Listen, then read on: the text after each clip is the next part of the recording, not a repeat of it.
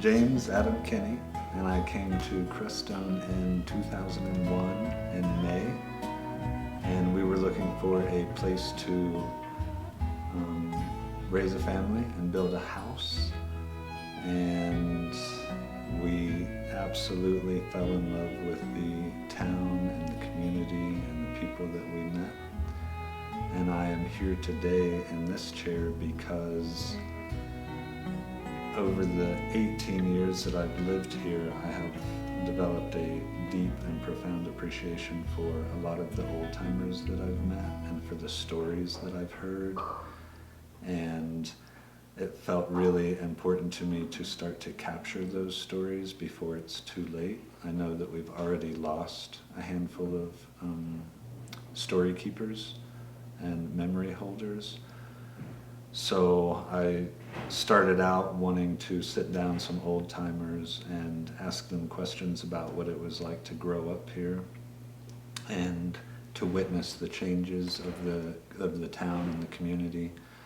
And then as we got further and further into those stories and interviews, I started to realize how deep and vast the stories are and the relationship between people who lived in the Baca and people who lived in town and people who grew up here and people who came here from all over the country. And the story of the ranch and Old Man Collins is fascinating me. So I'm just really, really grateful to be able to be a part of hearing those stories and sharing those stories with the rest of the community.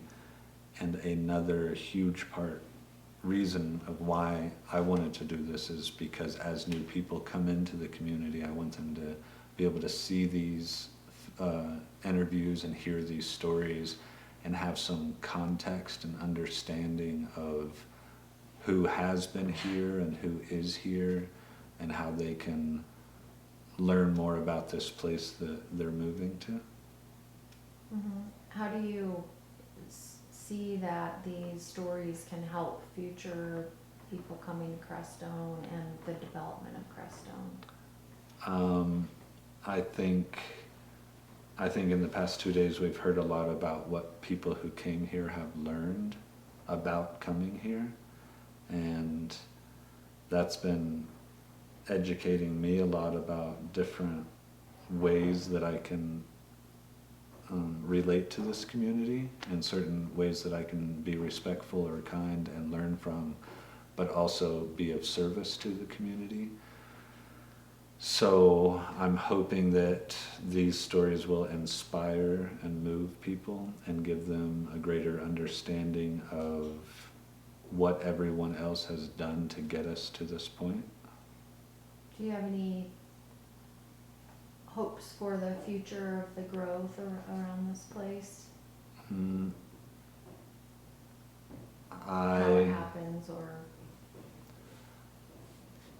I think I'm developing those hopes, and a lot of it is centered around the hope that we can meet people's basic needs and provide services and quality of life for the people that are already here, but also the people that come. So I think the human relation side of that, the humanity aspect is so much a part of how the community can and I hope should grow, and that I want it to grow slowly and intentionally and really just thoughtfully. Mm-hmm. Does the environment around here have much to do with that? I think it has almost everything to do with that, and I appreciate a lot of the old timers talking about how important it is to them. And I think that's something we as individuals and a wider community need to learn a lot about. I'm certainly learning about it even as I run a business out there, how to do that cleanly and carefully. So as much as we can do, I think we should do even more than that to tend to the beauty of this place. Mm-hmm. Do you think that should be in the law around here? I do think it should be in the law around here. This would be a good one to rephrase the question. I absolutely support our local government creating laws that would protect and support the natural environment here. Me too. Yeah, good. Yeah. I'll ask one and you can answer, Shoshana. Mm-hmm. What are maybe the most surprising, I'll contrast it, some of the most surprising things you learned in this series of interviews and some of the most important? For me, some of the most surprising things that I've learned from these interviews is, well, certainly the development of the subdivision in the Baca and the kind of theatrical presentation that they created, and looking at the flyers of the Baca from the 1970s and the people in their shorts and golf course and the lakes and the sailboats. I'm just almost blown away at what they were trying to do. And so to learn about how that must have been for the people that lived here is all really surprising. And I was really, really happy to start learning more about the ranch and about Alfred Collins and Helen Collins and how they related to the people here.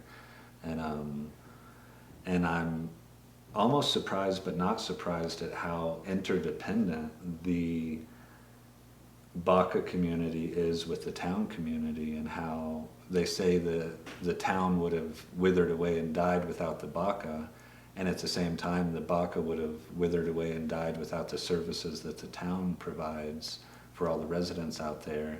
And at this point in time, the Baca is literally dealing with our sewage, so dealing with our shit from the town, and it's just this crazy interdependent relationship that I am excited to explore how we could nurture that and develop that for the future.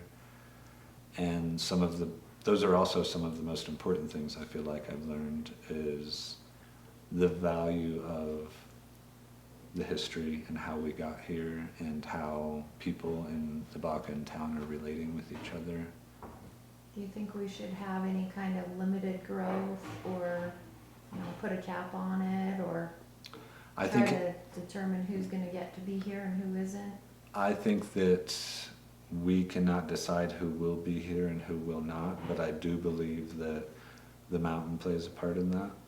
And I do believe that the number of lots will limit or put a cap on how many people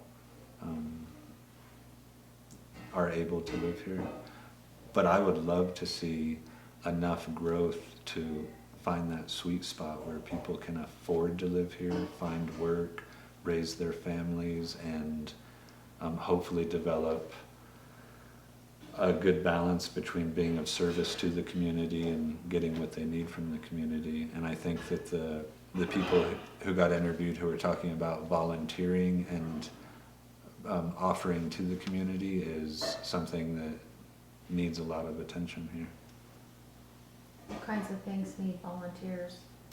I think old people that need firewood. I think young children that need to learn things and have access to things.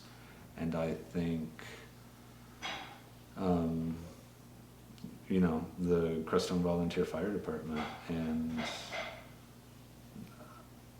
I look at somebody like Elaine Johnson and Steve McDowell and Matt Johnson, and the amount of time and energy that they give back to the community is almost unparalleled here, and makes a huge difference in so many people's lives, whether it's providing food or gifts or help or financial help or you name it. And I think there's a spirit there that some people are bearing the full load of giving back to the community. And there are so many people who are anywhere from the age of 20 to 45 that are strong and healthy. Maybe they have money, maybe they don't, and they have time. And there's a lot of people who could really step up and make a huge difference in a lot of people's lives. Mm-hmm. And I would like to see that.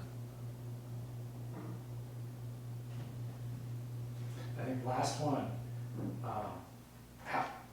how does this story, this very local, story of two communities, can you see how this may relate outside of this community? Are there parallels nationwide with this? I think this story relates to the bigger picture of our country and a lot of westward expansion, and that there are, I think, places all over the country where there are deep-rooted families who have a lot of history in a certain place and a lot of connection and care and attachment to a certain place, and they're all having to learn how to share it with what we're now calling urban refugees, or people who are seeking a better quality of life. And there's a huge space for needing to find that balance and being able to share this beautiful place that we have with people who are looking for a better way of life. And I think it's really hard for a lot of people. That's super excellent. I just heard Jim making all types of noise in the background. Nice. One of the most important take-backs on the whole thing. Uh-huh. So can you maybe rephrase that once more? As I look at the social and economic climate of the country, and I relate it back to what I see happening here in Crestone and in the Baca, I'm realizing that a lot, especially in the West, that there are a lot of families and communities that have really deep roots and ties and stories to a certain place, and that as the population of the country grows and the cities become less healthy and people are leaving the cities and looking for a higher quality of life, that they're coming into these old places, and these old families are having to learn to share and adapt to those changes, and there's a lot of work and importance in how that happens. Great. Anything else to add? I really appreciate you guys sitting here and listening to all these stories and being a part of it, and I hope these interviews can be shared with the families of the old timers that won't be here forever, and I hope that these interviews and stories can be shared with all of the people who are moving here and falling in love with this place, and I hope it helps.